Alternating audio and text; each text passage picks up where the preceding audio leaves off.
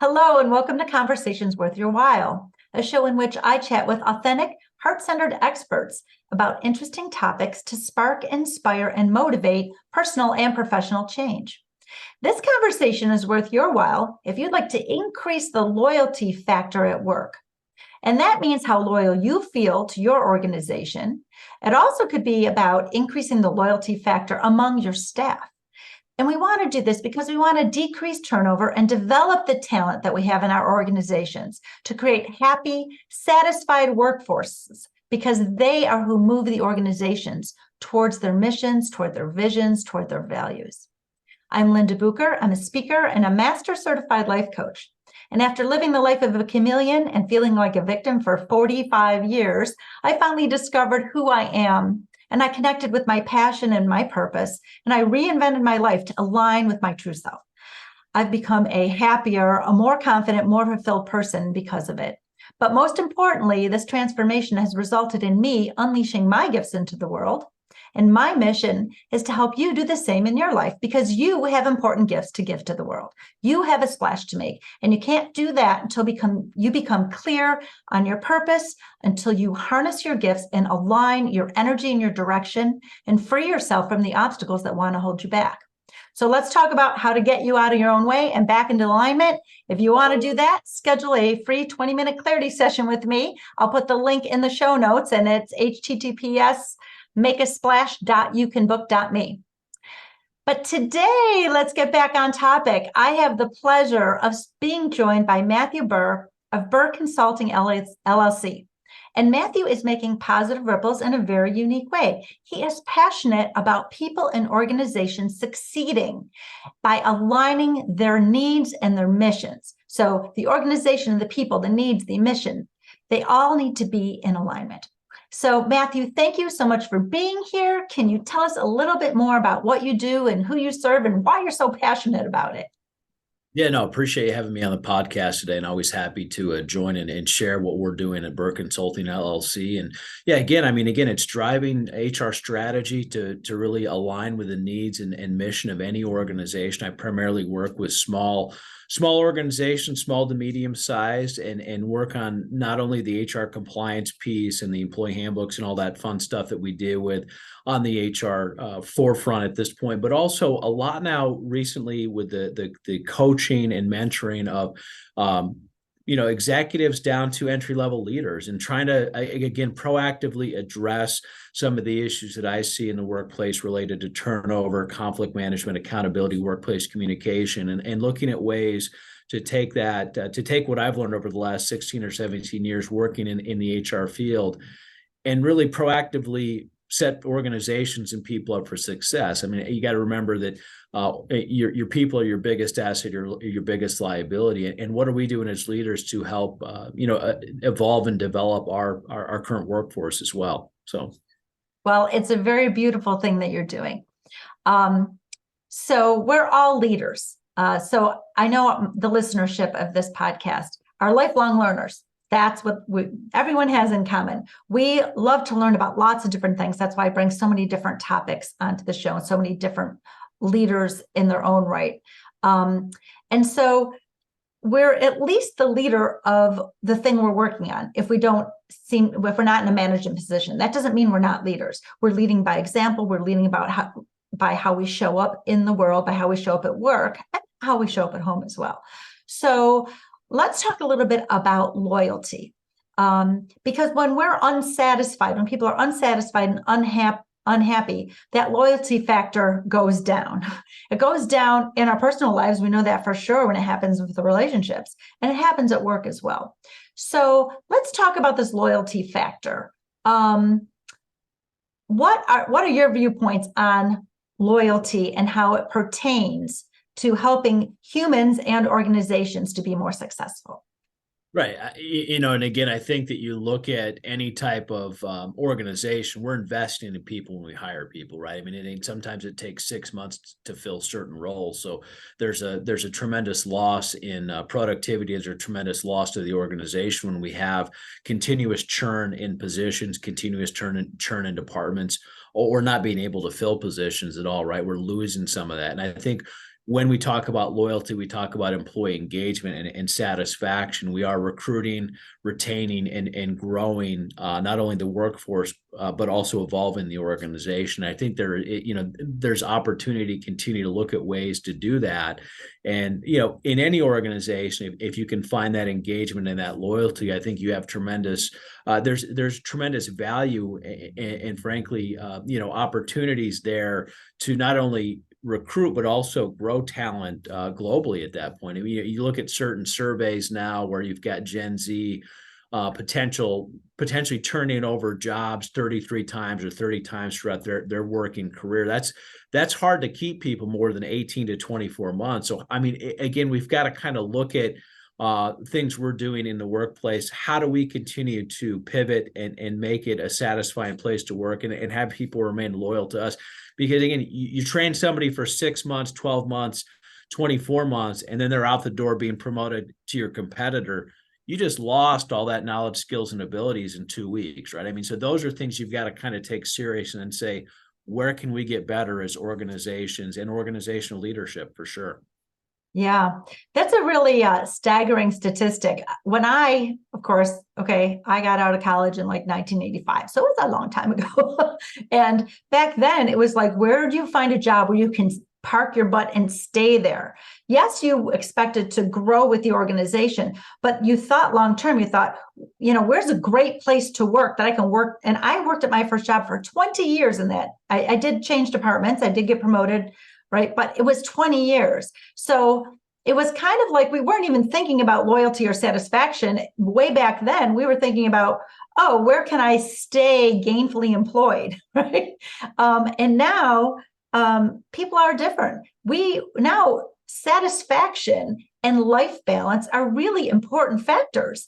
And life balance wasn't really a thing. No one was talking about it. It was kind of expected to be a little out of balance.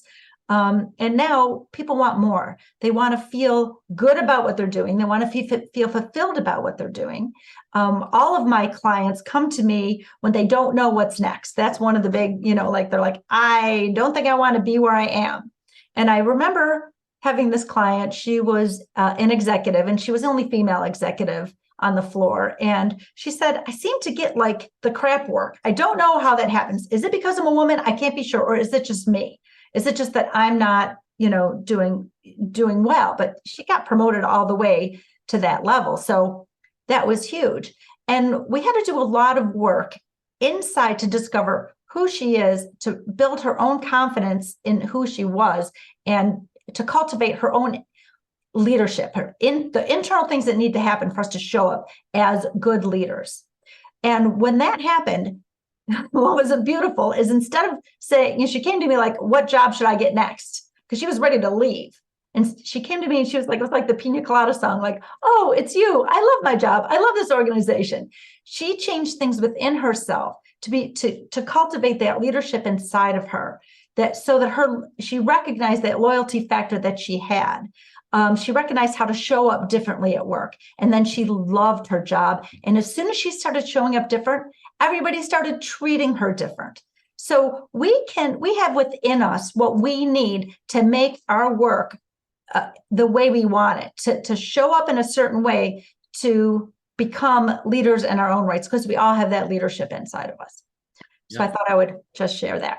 Okay. Yeah, no, absolutely. And again, I think that sometimes the grass isn't always greener on the other side of the fence. I think, at times we think it is. And organizations to an extent, I think, have gotten away from succession planning and developing employees. And I think we have to get back to some of that as well in order to not only recruit, but grow talent and reinforce that loyalty, that psychological contract of lifetime employment. That was really gone before I got in the workplace. I mean, so those days are over. There are no more, very rarely do you see pensions and things like that keep people there for 40 years. We've got to kind of reinvent what that looks like for sure. Right. So let's talk about ways to increase the loyalty factor at work. So you and I were talking earlier before we got in the air, and I quickly identified 5. So we're just going to have a conversation about those 5 things. And we'll kind of go through it a little quickly, but let's see if we can pick out a couple of gems, you from the pragmatic side of the world and me as a master life coach from the mindset. side of the world, because those both are components of every challenge that we have as an organization and as humans, and both of those components are in every solution. So number one was two-way communication. Let's talk a little bit about that. I'm going to let you go first. Yeah, I mean, again, it's active and effective listening, right? I think communication is a two-way street. We need to be open to having those conversations, not only in our professional life, but personal life, and really actively listening for the emotion and responding in a way that shows that we do care and that we are understanding, and frankly, following through if we're committing to things as well. I think a lot of times, what I run into in organizations is people just teeing up a response to a communication. It's like, no, pull the emotion back out of it. Let's listen to what's going on and then respond after we've heard what needs to be heard, and making sure we're making effective either solutions or effective communication. Loop closure is another thing that comes along with that. Closing that loop of communication is another component of really effective communication skills really throughout life at this point. So yeah, I love that you brought up stripping out the emotion. That's easier said than done for most people. We bring our emotions with us. We bring them from home. Our own personal insecurities and fears are coming along for the ride, no matter where we go. And so that it has to be a practice. It's not just something you can do just immediately. It's a practice to think, to recognize, become aware, what am I feeling right now? As this person is communicating this to me, what am I feeling? If I'm feeling offense, something to note is offense is taken, it's not given. Usually you are rarely giving offense to somebody. You're not trying to offend people. No one's trying to offend you. Offense is taken, not given. So we need to think about, why am I taking offense? What is there some underlying trigger? Now, we don't always know what that is because it's subconscious much of the time. But the fact that we're feeling an emotion about something that means that whatever that thing is trying to come up. Okay. So we can just log that, because say we're at work, we're in the conversation with our boss. We can't be like, oh, let me just sit down and see why I'm feeling so emotional right now. We don't have the time to do that, but we can put a pin in that and go home and actually do some work and say, wow, why did that trigger me? What was he really trying to say? Or what was she really trying to get across to me? And then the repeat back is a second component of that. Once you can say, okay, that's an emotion, I'm going to put that aside because they're probably not truly attacking me. I'm feeling under attack, but that's probably not what's happening. What can I really hear? And you can check it. You can say, are you saying this? Let me get this straight. Are you saying this? Help them to clarify, because what's said and what's meant and what's received are not always the same thing. So we need to be aware of this in every conversation, whether that's at home or in the workplace. Go back and be self-reflective and say, wow, why did that trigger me? Do that later when you get home and ask for clarification. So restate what you think that person's saying. That is really, those are important communication skills, no matter who you're communicating to. So thank you for that. That's beautiful. They're also open to feedback too, right? There's always opportunity to improve. So we need to be open to feedback and actually accepting feedback as well. So right. Because we're not always successful when we do things. You're absolutely right. Like the feedback is constructive. We're not truly being picked on. Maybe we're picked on as a child, and then that's why we're carrying that trigger around. But we're not being picked on at work. It's very uncommon. I'm not saying it doesn't happen. And that's a whole nother problem that I know you help organizations solve. But that's usually not the case. So we just want to, be a little bit more aware of what the fears and insecurities we're bringing to the table, so that we can try to leave them behind and have an adult conversation, and take this. The only way to grow is to fail, right? We fail forward. So when you're getting constructive criticism, it's like, oh, wow, you saw something I couldn't see. Thank you. It's a gift that people can see something you don't see. Now you have an opportunity to get better, which you wouldn't have if someone just told you what they thought you wanted to hear. So it's important to receive this communication in a good spirit, in a spirit of opportunity to grow. All right, let's move on to number 2. Number 2 is to increase the loyalty factor at work. There's got to be understanding of the culture. So what do you have to say about that? Yeah, I mean, again, I think you've got to have the relationship with the workforce or with the leadership if it's an employee, right? You're maybe looking at potentially getting into to a leadership position, understanding that component of the workforce, and really does it align with the mission, vision, and values of the organization? And I think that understanding some of those areas is going to be critical as any organization continues to look for opportunities to evolve and grow. I mean, it's just an underlying factor. And I think gauging that with surveys and understanding it through assessment discussions is going to help really kind of align that and make sure everyone's on the same page. Right. So the better you get to know where everyone's at, then you get to know where are these gaps to the mission and the vision and the values. But here's a question. Do you ever find in your work that the organization needs to change or shift their mission or vision to meet where the culture is? Because today's workforce is so different than maybe when that company was created 50 years ago. Yeah, I mean, I think that's part of like the change management component I do with consulting is looking at that and making sure that those are aligned. I mean, and I think some of the feedback from employees and really, I mean, also from a higher level, like your customer, your consumer, are we aligned with what the consumer or customer wants as well? And I mean that from a nonprofit government standpoint as well.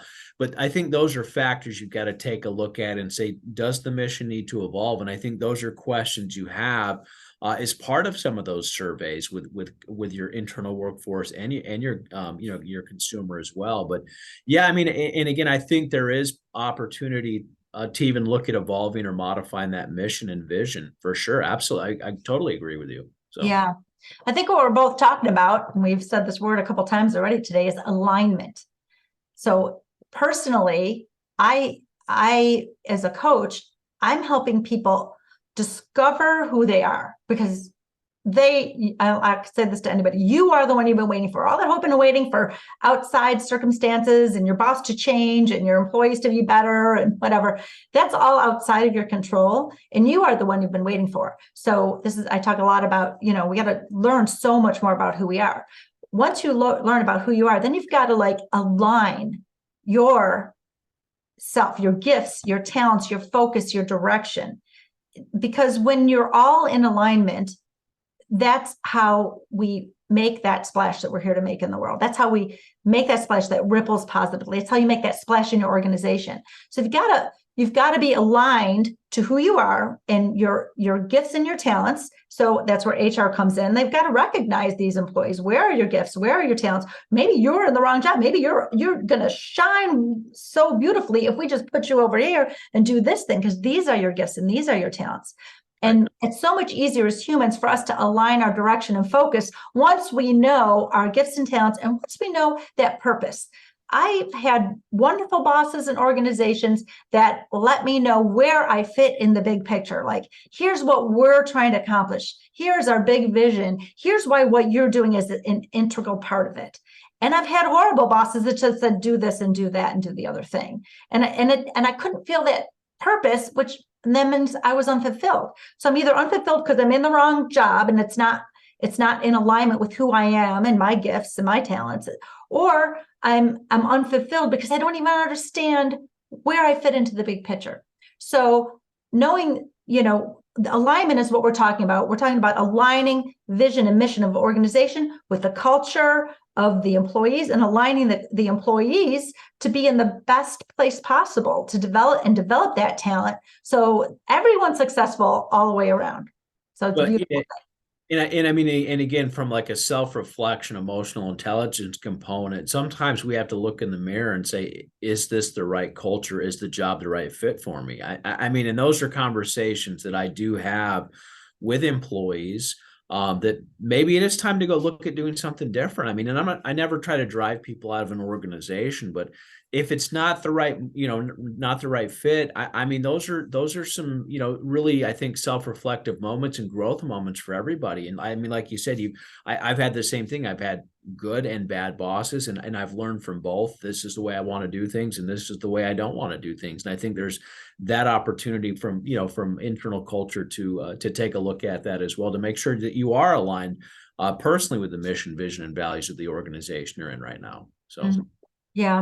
And I like that you brought that up, because this podcast isn't about just solving the loyalty problem right now today and making someone loyal or feel that loyalty when they're truly not in alignment.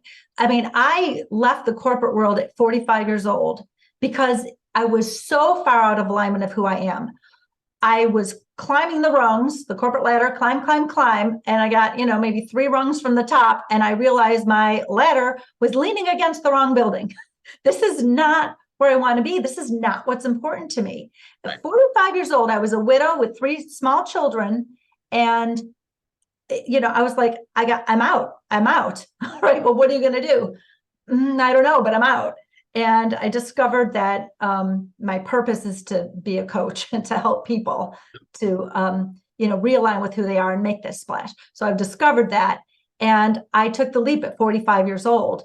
As my single source of income went down to 0 income for my nice highfalutin, management,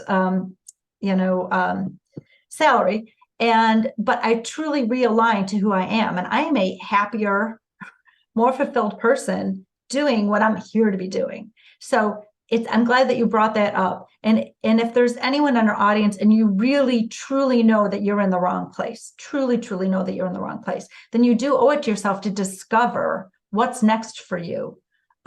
Coaches like me, this is what we do. So reach out to somebody, or you want to talk about it, you can talk about it with me. So, okay. So let's talk about factor number 3. Understand why there's turnover, why there's dissatisfaction in jobs, and also understand where there's satisfaction, because it's always great to emulate what's working. But either way, you want to have a better understanding. So talk a little bit about that. Yeah, and again, I think it dominoes back from the second one is culture and understanding. I mean, again, alignment in the organization. Have we designed jobs for people to be effective? Are they board positions? Are they challenging? Right. I mean, are we measuring as well? I think we need to do a better job of putting in metrics and key performance indicators, some buzzword from the corporate world and Lean Six Sigma. But I mean, again, those are all things that we can see, and then really understanding from an engagement standpoint and looking at those surveys and even doing those stay interviews or workplace assessments on what we're doing well and what is satisfying, what is dissatisfying, and frankly, looking at opportunities to evolve and do things differently. If people are in board positions, I mean, again, it's going to potentially lead to dissatisfaction. It could lead to internal drama. There's a lot of free time. I mean, and again, is there an opportunity to evolve a position from in office to hybrid or to remote? I mean, those are all things I think that we've got to take a look at from a work-life balance standpoint and see what we can do differently inside organizations to make it an effective model to recruit, retain, and create that culture and really that job satisfaction component as well. So. Yeah, I like that you brought up the work-life balance. I've done quite a few talks at organizations about that. We mentioned earlier, that wasn't a buzzword. That wasn't really a thing. Because, many years ago, people weren't trying to do it all as much. Now we're really all trying to do it all. And it's super easy to get out of balance. And we might shift over to one place, and focus on it. But then we're like longing to be over at this other place. And then we shift over there and then we're longing for this. So we're always in this constant motion of trying to keep, all the plates spinning and shifting all over the place. And some people believe that work-life balance is purely unattainable, and I would disagree. What we've each got to get clear on is what's the perfect work-life balance for me. So for some people, they feel more balanced when they're at a physical workplace and they have the ride home, and then they go home and the work's gone. Because if they were working from home, it's always there and they're always going to be at it. And then they're not going to have the balance they need in their home life. So it's really unique to each one of us. But when we don't honor it, when we feel out of balance, everything suffers. Our home life suffers, our relationship suffers. We suffer at work when we're out of balance. And, I remember years and years ago working at a company where the workforce kept asking for flex time, especially the moms. We just asked for flex time. Like, daycare doesn't open until this time. I got to drive in there and then I'm going to be late for work. Please give me flex time, and, or even just like, why do I have to wake up my kids at 6 o'clock in the morning? They're small, we wanted more. And then, but the organization said, you wouldn't be able to handle that. You can't handle dress down. You can't handle flex time. You can't handle job sharing. It was a really weird dynamic. And now this is kind of like become the norm. Like, how do we, organizations today are asking, how can we accommodate so that we can get the most out of our employees? Because when they're satisfied and they're happy, then they do a really great job for us. But I know when COVID first hit, especially in some organizations, they're like, but are many people really working from home, or are they just like doing yoga? Are they really doing work? And then they put in all these controls on the computer to make sure that they're logged in. It's really a fascinating psychology about trust. And I think employees want to feel trusted.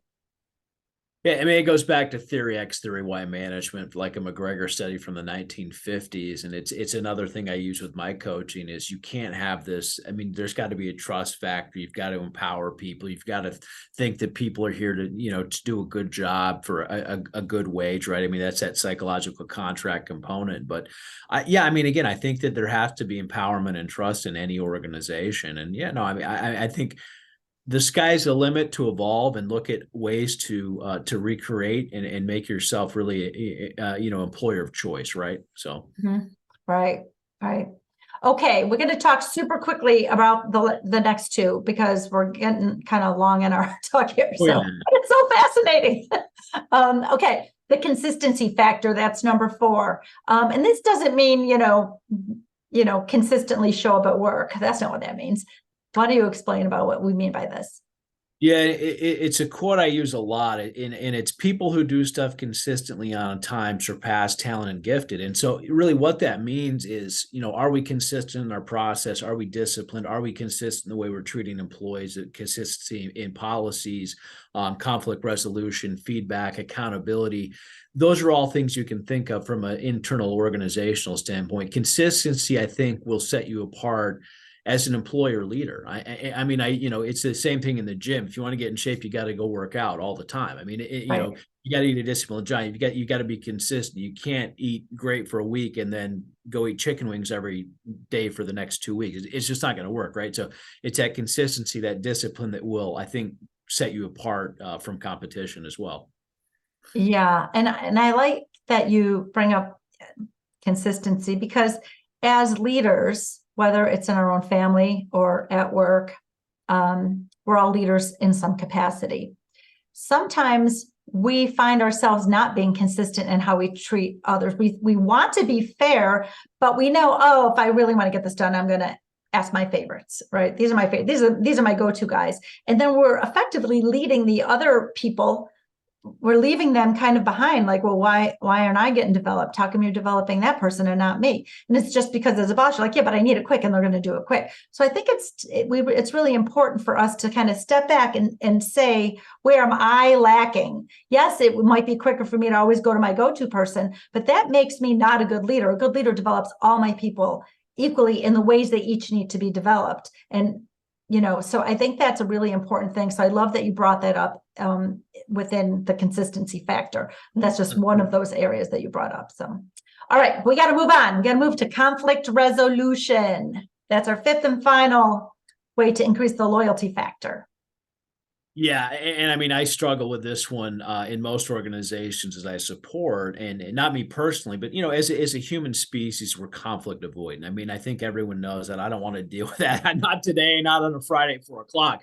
Look, I mean, and again, I think that what I tell anyone in the workplace, leaders, senior leaders, or developing leaders, if you can get good at conflict resolution and addressing issues proactively, not reactively, you will become a great leader. You will become a great organization, because usually when I'm called in, the crisis is exploded at that point, right? If we can get to the point where we're addressing this stuff much more on the front end, it resolves all of it, and it's going to create that culture and really help you recruit and retain the right people for your organization. So proactive conflict resolution is really, I think, the path to success for any person in life and really any organization as well.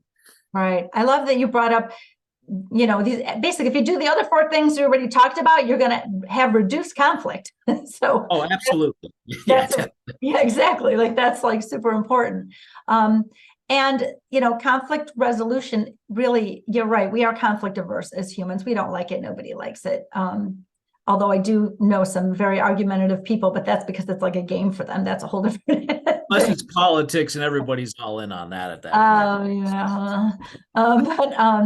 But it's just like, can't we all just get along, right? Yeah. And the question is, how can we all just get along? So if at the beginning of any conflict resolution is to come to this agreement that neither one of us want to be in conflict. Is that true? Well, there you go. We at least agree on one thing. There's the very first thing. We don't want to be in conflict. And we are going to equally work together to resolve this conflict. When I'm coaching a person one-on-one, there's always, they might have a goal that's, in one direction, like, I don't know what job I want to have next. Like, I don't know what's right for me. So let's figure that out, Linda. So that's why they come to me.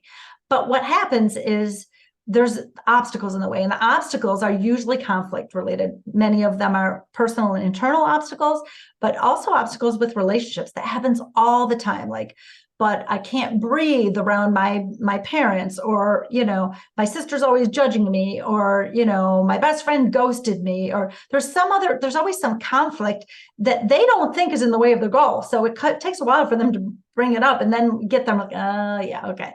So we got to get rid of all the obstacles, and conflicts are a huge obstacle because we can't feel good and think clearly when we're in conflict in any aspect of our lives. We drag that around. That is an undercurrent of where we are. So conflict resolution is super important, not just in the workplace, but at home and within ourselves. We are very often internally conflicted, and that's a huge thing to get through as well. So we can be our own best friends. Conflict is inevitable, but combat is optional. It's a quote I like. I've written about it times. Look, conflict isn't the worst thing in organizations. It does drive innovation. It does drive away from groupthink and the politics in organizations. I think it's just the way we manage and address some of that conflict at the end of the day is really going to set anyone apart in life. So beautiful. All right. Well, wow, what a great conversation, Mathew. Thank you so much for being a guest on Conversations Worth Your While. Do you have anything that you would like to share with our audience before we hang up?